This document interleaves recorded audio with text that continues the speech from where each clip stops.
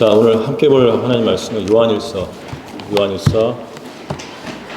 4장 9절과 10절입니다.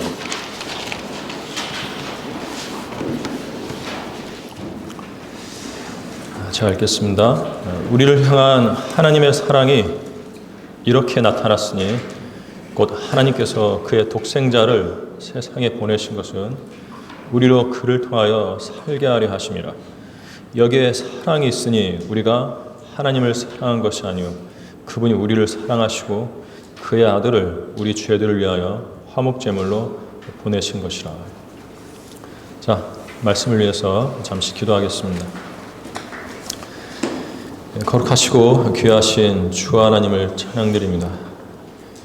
저희들이 눈으로 직접 뵌 적은 없지만 하나님의 말씀에 기록된 대로 믿음으로 하나님과 만날 수 있도록 도와주시고 지상삶을 사는 동안에 살아계신 하나님을 의지해서 한 걸음 한 걸음 셋째 하늘을 향해 나아갈 수 있도록 은혜를 내려주시니 감사드립니다.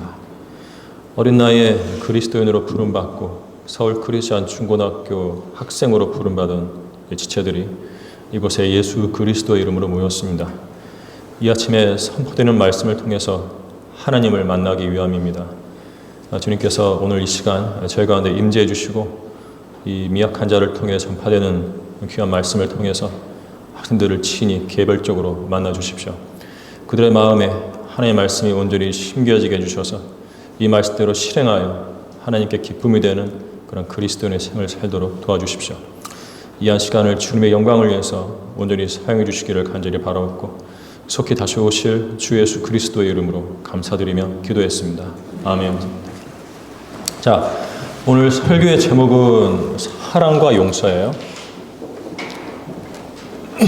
사랑과 용서. 얼마나 사랑하고 있고 얼마나 용서하고 있어요? 용서는 사랑에서 떼어놓을 수가 없어요. 자, 내가 지금 이야기할 거는 어떤 외국 잡지에 실린 이야기예요.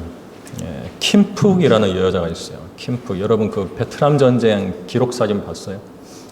여자아야 하나가 손 팔 딱 벌리고 발가벗고 막 울면서 뛰어나는 거. 그 여자예요. 자, 킴푹 여인은요, 베트남 여인인데 베트남 전쟁 당시 살을 태우는 아주 무서운 네이팜 폭탄이 떨어진 마을에서 필사적으로 도망쳐 나와서 생존한 사람이에요. 아주 유명하죠. 우연히 종군 기자 카메라에 그 도망치는 모습이 찍혀서 전 세계 신문들에 실렸기 때문에 유명해진 거예요. 1996년 워싱턴에서 베트남전 기념비 개막식이 있었는데 킴푹 여인이 초청되어서 연설을 하게 되었습니다. 자, 연설에서 그 민간인 마을에 네이팜탄을 떨어뜨린 비행기 조종사를 만나면 그를 자기는 용서할 것이라고 했어요. 그런데 놀랍게도 그 자리에 그 전투기 조종사가 함께하고 있었던 거예요.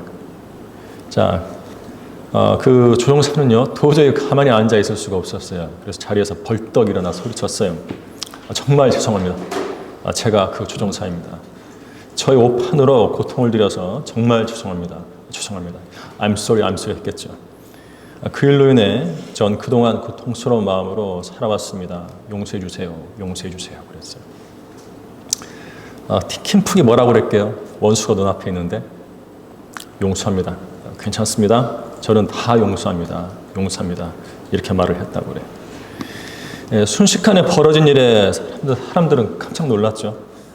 그리고 다들 용서를 빌고 또 용서하는 한 사람은 용서를 빌고 한 사람은 용서를 하는 그런 감격스러운 장면 앞에서 눈물을 훔치면서 우레와 같은 박수를 보냈다고요. 킴푹이 자기와 자기 가족에게 평생 지울 수 없는 흉터를 남긴 그 당사자를 용서할 수 있었던 것은 그녀가 그 베트남전 이후에 그리스도인이 되었기 때문이라고 그래요. 자, 우리는 오늘 예화에서 보듯이 그리스도인이 가져야 할 사랑과 용서에 관해서 살펴보고자 합니다. 사랑과 용서, 이 한 가지에 대해서만 살펴볼 거예요. 자, 오늘 설교 본문으로 읽은 요한일서 4장 9절과 10절은 우리를 향한 하나님의 사랑이 그분의 아들 예수 그리스도를 우리의 죄들을 위한 화목제물로 보내신 것으로 나타났다고 말씀하고 있습니다. 우리 화목제물이라는 것은 죄인과 하나님 사이에 화목하게 하는 역할, 기능이 있는 그 제물이에요. 화목이 뭐죠? 서로 사이좋게 화해하고 잘 지내는 거잖아요. 가족이 화목하면 늘 웃음이 있고 정겨운 대화가 있고, 친구끼리 화목하면 만나면 늘 반갑고 정겨운 대화가 있고 그런 거잖아요. 다툼이 없는 그런 관계.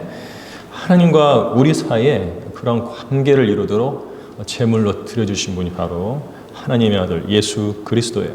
바로 그 예수 그리스도를 통해서 하나님의 사랑이 우리에게 나타났다라는 거죠. 우리를 하나님과 화목하게 하려고 예수 그리스도를 보내신 거예요. 우리는 하나님을 찾지 않았는데 하나님께서 먼저 우리에게 다가오신 거죠. 그것이 바로 그분의 사랑이에요. 자, 죄로 인해 하나님께 대해 죽었던 우리가 그분에 대해 살게 된 것은 세상에 오신 하나님의 아들께서 우리를 위해 희생하신 덕분입니다. 베드로전서 2장 24절에 그가 친히 나무에 달린 자신의 몸으로 우리의 죄들을 담당하셨으니 이는 우리가 죄들에는 죽고 의에는 살게 하려 하심이니라. 그가 채찍에 맞음으로 너희가 낫게 되었느니라. 여러분 채찍에 맞아본 적 있어요? 나는 한 번도 맞아본 적이 없는 채찍을 예수님이 내 대신 맞으셔가지고 내가 살게 된 거예요. 하나님의 사랑은 이렇게 우리가 하나님의 아들을 통해 받은 구원에서 발견되는 것입니다. 하나님의 사랑으로 구원받은 우리는요, 헌신해야 돼요. 늘 강조하는 거지만 하나님의 사랑을 마음으로만 알고 몸은 그냥 다른 데 쓰면 안 돼요. 몸과 마음이 한 곳으로 움직여야 돼요. 주님을 향한 헌신으로 가야 돼요. 그러므로 형제들아 내가 하나님의 모든 자비하심으로 너희에게 권고하노니 너희 몸을 하나님께서 기뻐하시는 거룩한 산 제물로 드리라. 이것이 너희가 드릴 합당한 예배니라. 너희는 이 세상과 일치하지 말고 너희 마음을 새롭게 함으로써 마음을 새롭게 하고 변화를 받아 하나님의 선하시고 기뻐하시고 온전하신 뜻이 무엇인지 입증하도록 하라고 그랬어요. 아까 요한일서 4장 90절에서 예수님이 우리를 위해서 뭐가 되셨어요? 화목 제물이 되셨죠. 방금 읽은 로마서 12장 1, 2절에서는 우리를 하나님께 무엇으로 드리라고 그래요? 우리 몸을 거룩한 산 제물로 드리라고 그러죠. 예수께서 우리를 위해서 자신의 몸을 제물로 드리셨어요. 이번에는 우리 차례라는 거예요. 우리가 하나님께 우리 몸을 거룩한 산 제물로 드리라. 영어에 give and take 있죠. 서로 주고받는 거예요. 서로 오가는 게 있어야 돼요. 받기만 하고 안 주는 건 안 돼요. 친구 관계도 마찬가지예요. 맨날 사주는 친구만 사주고 얻어먹는 친구는 맨날 얻어먹어요. 실제로 그런 친구들이 있어요. 그런 관계가. 그렇게 찐득하지 못해요. 그런 관계는요. 내가 한번 받아 먹었으면 그 다음에는 내가 사줄 줄도 아는 그런 관계가 돼야 돼요. 예수님께서 우리를 위해서 그분의 몸을 제물로 드리셨으면 우리도 주님께 우리 몸을 거룩한 산 제물로 드릴 줄 알아야 한다는 거예요. 자, 하나님께서는 예수 그리스도의 피로 구원받은 성도가 주님께 몸을 드리는 것을 합당한 예배라고 해요. 합당한 예배. 너무 당연한 예배라는 거죠. 내가 내 몸을 주님께 드리는 건 너무 당연한 일이다. 그것이 예배하는 자세라는 거죠. 자, 그렇기 때문에요. 그리스도의 헌신은요, 그를 구원해 주신 주 하나님께 드리는 예배로도 드러날 수 있는 거예요. 예배를 잘 드리는 성도가 돼야 돼요. 예배를 잘 드리는 그리스도인이 헌신된 그리스도인이고 헌신된 그리스도인이 곧 예배를 잘 드리는 그리스도인이에요. 자, 이 예배라는 것은 주일날 모여서 주님께 경배드리는 그걸로 다 끝나는 게 아니에요. 그 이전에 우리 자신의 몸을 주님께 거룩한 산 제물로 드리는 그 합당한 예배, 헌신이 먼저 이루어질 때 바로 그 성도가 주일날 예배를 드리면 그 예배가 받아들여지는 거예요. 내 몸을 거룩한 산 제물로 드리는 헌신, 이 합당한 예배를 드리지 않으면서 주일날 교회 와가지고 예배실에 앉아있는 거는 그건 위선이에요. 헌신과 회중 예배는 서로 하나가 되어 있는 거예요. 자, 예배를 잘 드리는 헌신의 그리스도인은요, 복음 전파에도 참여해서 하나님의 선한 일에 자기 몸을 드리는 헌신을 증거합니다. 헌신합니다. 그 일로, 자기 몸을 드리는 그 일로 자기 헌신을 증거해요. 그리스도인은 예배와 복음 전파를 통해 자기 헌신을 입증할 수 있어야 돼요. 그런데 구원에 관한 하나님의 사랑을 다루는 요한일서 4장 90절을 앞뒤 문맥으로 살펴보면 구원받은 성도에게 주시는 중요한 메시지가 있어요. 자, 7절부터 10절까지 한번 읽어볼게요. 요한일서 4장 7절부터 10절입니다. 11절입니다. 사랑하는 자들아, 우리가 서로 사랑하자. 우리 그리스도인 간의 사랑을 이야기하죠. 이는 사랑이 하나님께 속한 것이기 때문이라. 사랑하는 사람은 누구나 하나님께로부터 태어났으며 또 하나님을 아느니라. 사랑하지 아니하는 자는 하나님을 알지 못하나니 하나님은 사랑이시기 때문이라. 우리를 향한 하나님의 사랑이 이렇게 나타났으니 곧 하나님께서 그의 독생자를 세상에 보내신 것은 우리로 그를 통하여 살게 하려 하심이라. 여기에 사랑이 있으니 우리가 하나님을 사랑하는 것이 아니요 그분이 우리를 사랑하시고 그의 아들을 우리 죄들을 위하여 화목제물로 보내신 것이라. 사랑하는 자들아, 하나님께서 이처럼 우리를 사랑하셨으니 우리도 서로 사랑하는 것이 마땅하도다. 이렇게 말씀하고 있습니다. 자, 주요 강조점이 뭡니까? 하나님이 우리를 사랑하셨으니까 우리도 서로 사랑하자 이거예요. 하나님의 본을 받자는 거죠. 자, 여기서 9, 9절 건너뛰어가지고 20절, 21절 볼게요. 어떤 사람이 나는 하나님을 사랑하노라 하면서 자기 형제를 미워하면 그는 거짓말쟁이다. 눈으로 본 형제를 사랑하지 않는 자가 본 적이 없는 하나님을 어떻게 사랑할 수 있겠느냐. 이것이 우리가 그분께 받은 계명이니 하나님을 사랑하는 자는 자기 형제도 사랑해야 하느니라. 똑같아요. 사도 요한이 여기 요한일서 4장을 기록하면서 성령님의 인도로 사용한 논리는 하나님이 사랑하셨으니까 우리도 서로 사랑해야 한다. 단순해요. 이거 한 가지예요.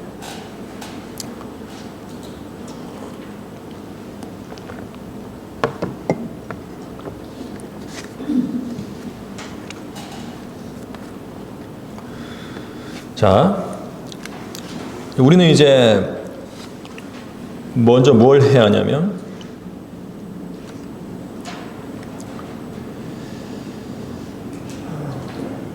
하나님을 사랑해야죠. 하나님을 사랑해야 하고 우리가 주님께서 우리를 사랑하셨으니까 우리도 주님을 사랑해야 하는데 그것이 표면적으로 드러나는 것이 바로 우리가 서로 사랑하는 거예요. 하나님을 사랑합니다라고 말을 해놓고 우리가 서로 사랑하지 않으면 누가 우리가 하나님을 사랑하고 있는지 알 수 있겠냐는 거죠. 자, 하나님의 아들을 통하여 하나님의 사랑을 받은 성도는 눈에 보이지 않는 하나님을 사랑해야 하는데, 그런데 눈앞에 다른 성도들을 사랑함으로써 그 사랑이 입증된다는 거예요. 자, 이 사랑의 찬물을 끼얹는 것이 바로 20절의 미움이죠. 어떤 사람이 나는 하나님을 사랑하노라 하면서 자기 형제를 미워하면 그는 거짓말쟁이다. 하나님의 사랑 안에서 헌신된 그리스도인의 발목을 붙잡아서 그를 실족시켜버리는 것이 바로 미움이에요. 최근에 누군가를 미워한 적이 있으세요? 너무 쉽게 미워할 수 있어요. 누군가가 나에게 싫은 소리가 한마디만 해도 당장 미워하는 마음이 일어나요. 누가 나를 째려보는 것 같기만 해도 미워하는 마음이 확 일어나요. 이게 인간이에요. 인간은 자기중심적이에요. 모든 걸 자기중심적으로 생각을 해요. 그래서 나에게 어떤 부정적인 자극이 오면 나는 그 상대를 반감을 가지게 되는 거죠. 반감을 가지고 미워하는 마음을 자동적으로 품게 되는 거예요. 자, 미움은 되게 어떤 관계나 일을 통해서 느꼈던 불쾌감으로 시작되는데, 불쾌해져서 시작되는 것이거든요. 바로 그 자리에서 최대한 빨리 해결하지 않으면 미움은 그 평안하던 마음에 쓴뿌리를 내리기 시작하고 우리의 믿음을 휘감아서 숨통을 조여 죽어가게 하는 거예요.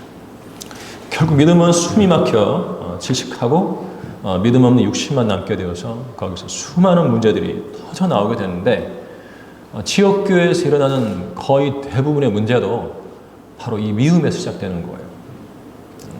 상대에 대한 반감, 불쾌한 감정, 이런 것들로부터 시작되는 거죠. 자, 미움은 용서하지 못한 데서 비롯된다. 용서해버리면 되는데 이게 안 되기 때문에 지역교회에서 많은 문제가 일어나는 겁니다. 우리에게 결례하거나 잘못을 저지른 이들을 용서해야 하는 것은요, 우리 각자가 하나님께 용서를 받은 사람들이기 때문에 그렇습니다. 우리 에베소서 4장 32절 가볼게요.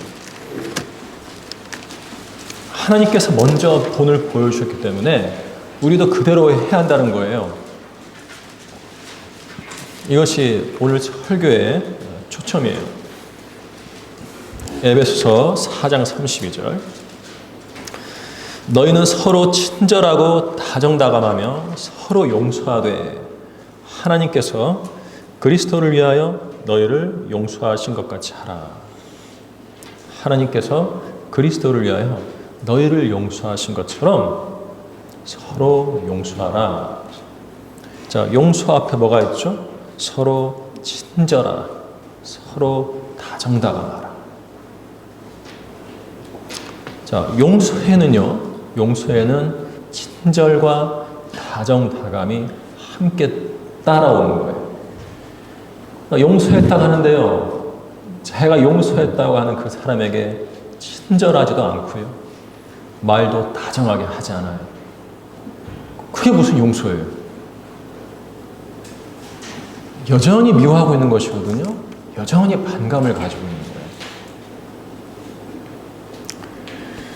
하나님께 용서를 받은 사람이 눈앞에 형제를 용서하지 못한다는 것은 성경적이지 않아요?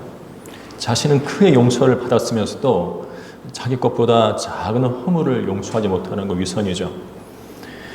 프랑스 왕 루이 12세가 왕좌에 오르기 전에 그에게 많은 적들이 있었는데, 그가 왕에 오르자 적들은 신변의 위협과 함께 극도의 불안에 휩싸였습니다. 흘러나오는 말에 의하면 왕은 자기를 반대하던 모든 사람의 명단을 작성했고, 더욱이 그 명단의 이름 하나하나마다 왕 자신이 직접 검은 색깔로 십자가를 일일이 그린다는 거예요. 이름에다가. 불길하죠? 십자가, 사형틀 아닙니까? 이런 말이 들리자 어떤 이들은 극도의 공포에 사로잡혀서 부랴부랴 프랑스 파리를 떠나기도 했고요. 그런데 얼마 지나지 않아서 도망간 이들에게 상상하기 어려운 놀라운 소식이 전해져요. 즉, 왕은 이전에 적이었던 그들을 분명하게 용서했으며 목숨을 보장한다는 것이었어요.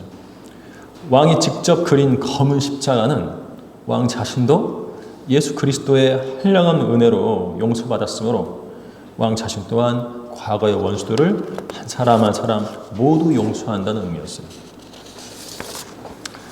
자기가 용서를 받았다면, 하나님께 용서받았다면 남도 용서할 줄 알아야 한다. 이것이 성경적인 그리스도인의 인격이죠. 그리스도인이면 인격이 성경적으로 발달해야 돼요. 성경적으로 변화돼야 돼요. 자, 하지만 성경에는 그렇지 못한 사람 이야기 나오는데, 마태복음 18장 21절에서 35절이 내용이죠. 1만 달란트 빚진 사람 이야기예요. 베드로가 주님께요, 주여, 내 형제가 내게 죄를 지으면 몇 번이나 그를 용서해 주어야 하리까? 7번까지 하리까라고 하니 예수께서 그에게 말씀하시기를, 나는 너에게 7번까지라고 말하지 않고 70번씩 7번까지라고 하노라. 몇 번이에요? 490번. 그러므로 천국은 마치 자기 종들과 계산을 하고자 하는 어떤 왕과 같으니라. 그 왕이 계산을 시작하니 1만 달란트 빚진 한 사람을 자기 앞에 데려왔더라. 이 사람 이야기거든요. 자, 1만 달란트 빚져서 그 자신은 물론 아내와 자식들, 자신의 모든 소유를 팔아야 될 인생 최악의 절망 가운데 놓였던 사람을 왕이 가엾게 여겨서 그 빚진 것을 모두 탕감해 주었는데, 그렇게 크게 용서를 받은 사람의 나중 행위는 전혀 용서받지 않은 사람 같다. 용서가 뭔지 전혀 깨닫지 못하는 사람 같다는 거죠. 자기에게 조금 빚진 동료 종을 만나서 멱살을 붙잡고는 빚을 갚으라고 윽박지르더니 급기야는 자기 팔 앞에 엎드려 간청하고 애걸하는 그를 감옥에 집어넣기까지 한 거죠. 이 소문이 왕에게 들렸어요. 그래서 약한 종은 그가 빚진 것을 다 갚을 때까지 형리들에게 넘겨지고 말았다는 이야기예요. 그리고 주님께서는 이 마태복음 18장 35절에서 이 일에 대한 결론을 말씀하셨는데 이렇게 말씀하셨어요. 그러므로 이와 같이 너희들이 진심에서 우러나와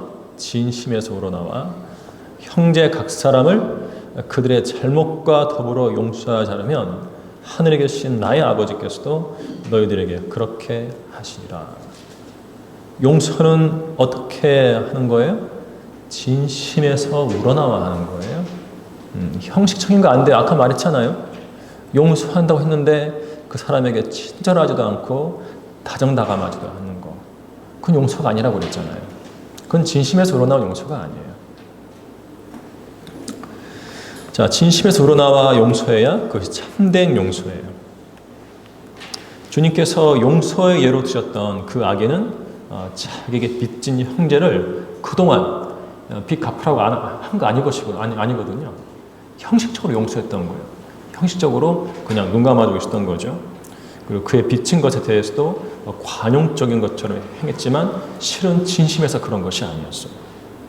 자, 자기 안에 있는 그 형제에 대한 미움을 안고 있으면서도 겉으로는 태연한 척 한 거죠. 그는 죄를 안고 살았던 사람이었어요. 죄는 언젠가 그 악한 모습을 드러내게 되는데 형식적인 용서는 미움 외에 아무것도 아니다. 본심을 숨기고서 얼굴에 어색한 웃음을 띠며 만나는 것은 위선이에요. 우리 다 함께 사무엘하 14장 가보겠습니다. 사무엘하 14장 28절에서 33절입니다. 이 압살롬과 다윗의 이야기예요. 압살롬이 자기 여동생 타마를 욕보인 암논을 죽이고 도망을 갔죠. 돌아왔어요. 어떻게 하다가 이따 설명할 텐데 그 이야기예요. 자, 28절부터 33절입니다. 이처럼 압살롬이 예루살렘에 만 2년 동안 거하였으나 돌아와서 거했는데요. 왕의 얼굴을 보지 못하였더라. 그러므로 압살롬이 요압을 부르러 보냈으니 왕에게 그를 보내려 함이더라. 그러나 요압이 그에게 오려 하지 아니하였으며 그가 다시 두 번째로 보냈으나 요압이 오려 하지 아니하더라. 원래는 요압의 주선으로 압살롬이 돌아오게 되었어요. 압살롬은 돌아왔는데 아버지 다윗도 보지 못하죠. 심지어 요압도 압살롬을 만나려고 하지 않아요. 그러므로 압살롬이 그의 종에게 말하기를 보라, 요압의 밭이 내 밭 근처에 있고 거기에 보리가 있으니 가서 거기에 불을 지르라 하니 압살롬의 종들이 그 밭에 불을 지르냐. 그러자 요압이 일어나서 압살롬의 집에 이르러 따지려고 온 거예요. 압살롬에게 와서 그에게 말하기를 어찌하여 네 종들이 내 밭에 불을 질렀느냐 하니 압살롬이 요압에게 대답하기를 보라, 내가 네게 보내어 말하기를 여기로 오라 한 것은 내가 너를 왕께 보내어 고하기를 어찌하여 내가 그 술에서 돌아오게 되었나이까. 내가 지금까지 거기 있는 것이 더 나았을 것이니다 하게 하려던 것이라. 그러므로 이제 나로 왕의 얼굴을 뵙게 하라. 만일 나에게 무슨 죄악이 있다면 왕께서 나를 죽이시게 하라 하더라. 그래야 요압이 왕에게 나아가서 고하니 왕이 압살롬을 부르더라. 그가 왕에게 나와 왕 앞에서 얼굴을 땅에 대고 절하니 왕이 압살롬에게 입맞추더라. 다윗 왕이 아들 압살롬에게 입맞췄어요. 이게 진실된 입맞춤이었을까요? 자, 진실된 입맞춤이었다면 왜 사무엘하 15장에서 압살롬이 아버지 다윗에게 반역을 일으킬까요? 다윗의 입맞춤은요, 형식적인 입맞춤이었던 거예요. 억지로 입맞춘 거예요. 만나기 싫은 아들 억지로 입맞춰준 거예요. 자, 다윗은요, 압살롬을 용서하지 않았어요. 여기 24절 보세요. 23절부터 보세요. 요압이 일어나 그술로 가서 압살롬을 예루살렘으로 데리고 오니라. 다윗 왕에게 이야기해가지고 압살롬을 데려왔죠. 24절 왕이 말하기를 그로 그의 집으로 돌아가게 하고 내 얼굴을 보지 못하게 하라 하니라. 그러므로 압살롬이 그의 집으로 돌아갔으나 왕의 얼굴은 보지 못하였더라. 용서 안 한 거죠? 그리고 압살롬이 요압 보리밭에 불질러 가지고 그렇게 해서 이제 왕을 만나게 되었는데도 그때 그 입맞춤은 가짜 입맞춤이었어요. 자, 압살롬은 이런 형식적인 용서에 분노해서 반역을 계획하게 됩니다. 용서하려면 진짜로 용서해야 돼요. 참된 용서에는 부드러운 눈빛과 진심 어린 대화가 뒤따르게 되죠. 압살롬은 아버지 다윗에게서 그 점을 전혀 보지 못한 거예요. 눈빛만 봐도 이 사람이 나에게 어떤 감정을 갖고 있는가 다 읽을 수 있어요. 압살롬은 아버지의 얼굴에서 그 눈빛에서 그 참된 용서를 읽지 못한 거예요. 그래서 아버지를 보았음에도 불구하고 자기 소원대로 아버지를 보았음에도 불구하고 반역을 일으킨 겁니다. 지옥에 던져질 큰 죄인을 용서받은 그리스도인은요, 큰 죄를 용서받은 그리스도인은 눈앞의 형제 자매를 진심으로 용서하고 그들과 서로 친절하고 다정다감한 교제를 나눠야 돼요. 교제가 단절된 용서는 있을 수 없어요. 용서했다면 교제를 회복해야 돼요. 사도 바울은 자기 아비의 아내와 음행한 사내를 교회에서 징계했을 때요, 고린도 교회죠. 그 죄에서 돌이킨 이 형제에 관해 이렇게 이야기했습니다. 고린도후서 2장 6절부터 8절, 10절, 11절 내용인데 읽어볼게요. 그런 사람은 다수에 의하여 책망받는 것으로 충분하니 그러므로 너희는 오히려 그 반대로 그런 사람을 용서하고 위로하여야 하리니 그래야 아마 그가 더 심한 슬픔에 빠지지 아니하게 되리라. 교회적인 책망, 교회적인 징계는 징계고 그가 그것을 받았다면 그 뒤에 용서는 별개의 문제라는 거예요. 이전 것과 용서를 계속 결부시키면 용서가 안 되겠죠.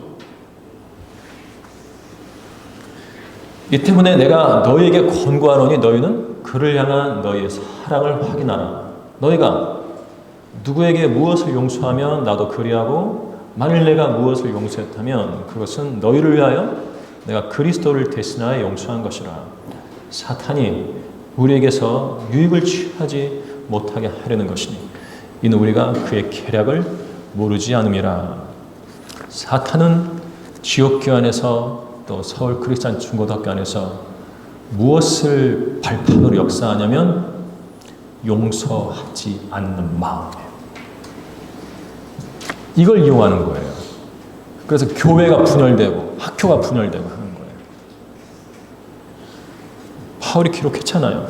사탄이 우리에게서 유익을 취하지 못하게 하려는 것이니 어떻게 하면 유익을 취하지 못하죠? 만일 내가 무엇을 용서했다면 그것은 너희를 위하여 내가 그리스도를 대신하여 용서한 것이라. 우리가 서로 용서하면 사탄이 우리에게서 유익을 취하지 못한다. 사탄의 계략은 용서하지 않는 자들 안에 들어가서 일하는 거예요. 이는 우리가 그의 계략을 모르지 않음이라. 조심해요. 누군가를 지금도 미워하고 있으면 마귀가 여러분 안에 들어가 있는 거예요. 진정한 용서는요, 이처럼 교제의 회복을 의미해요. 용서했다고 하는 지체와 교제를 회복하지 않으면 사탄이 우리 가운데서 유익을 취한다. 누구를 위해서 하는 거예요? 마귀를 위해서 하는 거예요? 예수 그리스도를 위해서 하는 거예요? 자, 죄인들에게 용서의 복음을 전하고 화해의 말씀을 증거하는 그리스도인은 용서에 있어서도 탁월해야 합니다. 자기는 다른 성도들과 화해하지 않으면서 남들 보고는 하나님과 화해하라고 말하는 것은 말이 안 되죠. 말이 안 되는 거예요.